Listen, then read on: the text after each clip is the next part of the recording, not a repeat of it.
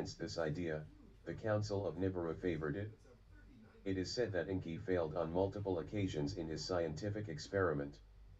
His first two reproductions of man were unable to reproduce themselves, which became a problem. It was not until he involved his sister in being impregnated with the DNA of those beings and successfully produced this new species of man that she gave birth to twins, both male and female, and they could reproduce on their own. In this process, he added something extra that would allow these species to evolve into elite status over time as they reproduce themselves. This is said to have happened in Edom, Eden, where the Hebrews get their creation story from. Edom was not just a small local area, the entire origin was considered at that time Edom, and this is where the creation story of the Hebrews originates from. Remember, the scripture said that Jehovah placed Adam in a garden in Eden. Science has recorded several species of the evolution of mankind, the Australopithecus afarensis, the Homo habilis, the Homo erectus, the Homo neanderthal, and the Homo sapien, and I will mention the two that I think are involved here, the Homo habilis, and the Homo sapiens. All of this took place long before Hebrew history was written. These species of mankind are said to have evolved on the planet before this time. The Anunnaki are said to be the Elohim, as recorded in the Bible. They are also known as the Nephilim. After the Anunnaki began this scientific process of biological and genetic manipulation to provide the necessary labor force for the extraction of gold, mankind was said to have been procreated into a different form, eventually called the Homo sapiens sapiens. They were upgraded intellectually and biologically by the Anunnaki god Enki with some of their genes. And because of that, they became independently functional, able to think logically and consistently from a physical perspective.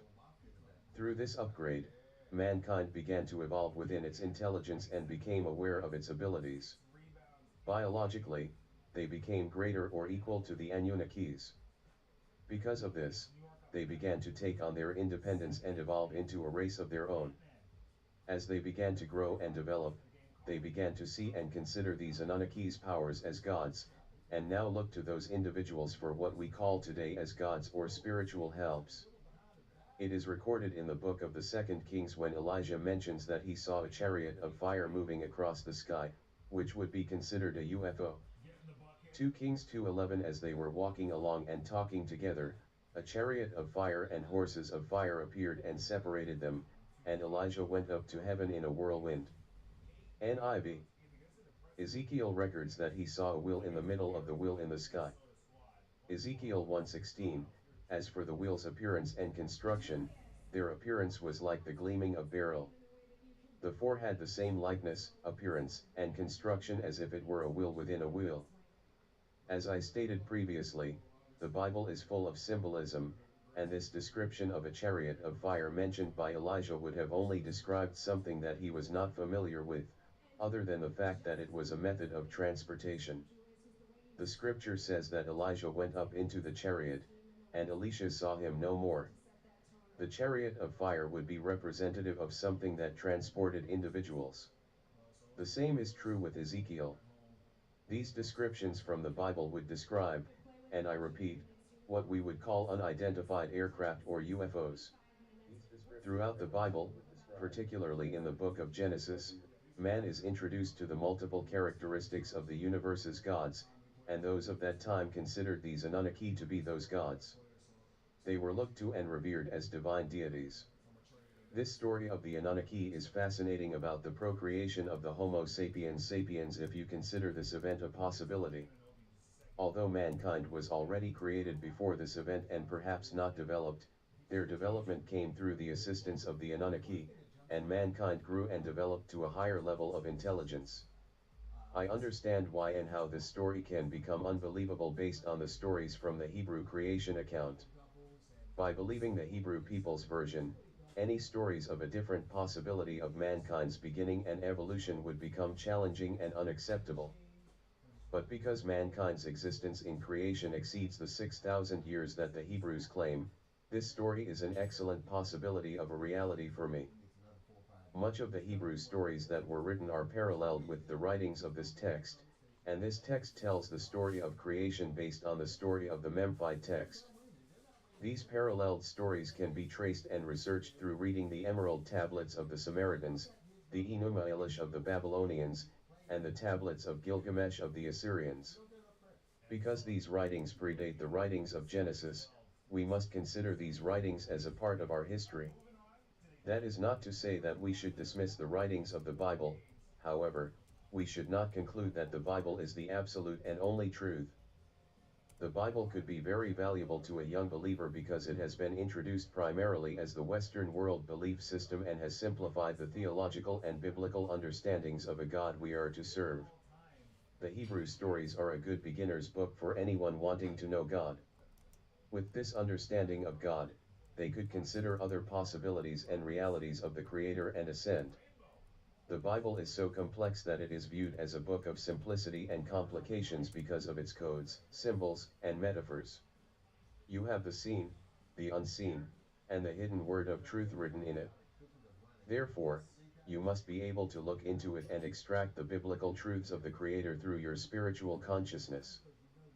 While pursuing Christianity, my foundation became the worship of God, and the worship of God became the imperative of my religion.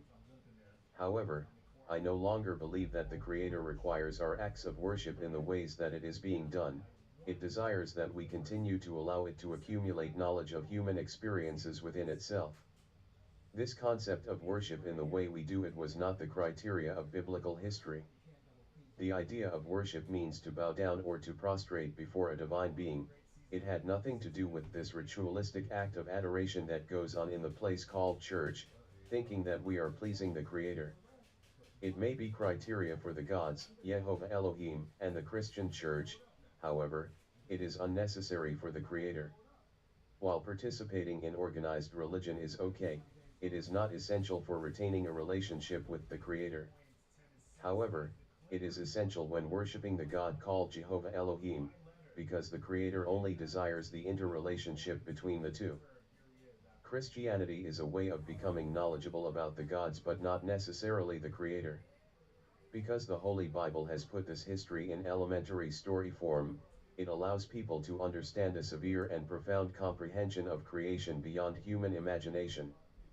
When the Creator created, it was never its intention for its design to have a religion. Religion only establishes the idea of bondage and ritualistic functioning. However, the Creator created its creation as it pertains to mankind to be free in their participation within this dimension. The Creator is the one source of consciousness, and consciousness does not seek the knowledge of what it is, consciousness seeks the understanding of what it is not, and it does that through the experiences of mankind. The process of energy. The two forces that exist are, the spiritual genetic origin and the biological manifestation of the force we function in called the physical. To understand the natural expressions of our genetics, we must first understand the origination of our origin. We were first spiritual, then became physical, known as man. There is only one race of people, and that is mankind, or what you would call the human race. However, throughout history, particularly in Western civilization, man has made particular distinctions that have suggested biological differences within the groups that would separate them. Those differences are to make one group far superior to the other when that is not the case.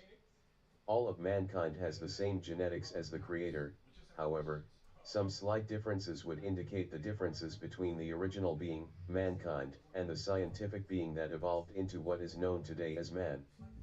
In my explanation of this process, there is a difference between mankind and man, as I attempt to explain. Man has since become multiple ethnic and cultural groups because of geography and different environments. These individuals were manipulated by foreign beings from other world systems.